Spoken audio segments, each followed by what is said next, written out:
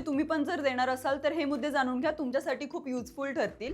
यामध्ये मी सांगणार आहे कोणत्या विषयांसाठी किती क्वेश्चन्स येणार आहेत। त्यामध्ये 3 LLB CET साठी legal aptitude and legal reasoning साठी 24 क्वेश्चन्स असतील, general knowledge with current affairs मध्ये 32 क्वेश्चन्स असतील, logical and analytical reasoning 24 questions असतील, इंग्लिश 40 क्वेश्चन्स असतील, असे टोटल 120 क्वेश्चन्स आहेत। तर 5 LLB CET साठी legal aptitude and legal reasoning 32 questions, general knowledge with current affairs 24 questions, logical and analytical reasoning 32 questions, English 24 questions, basic mathematics 8 questions, असे total 120 questions आहेत। या एक्झाममध्ये निगेटिव्ह मार्किंग नाहीये, त्यामुळे टेन्शन अजिबात घेऊ नका आणि अभ्यासाला लागा।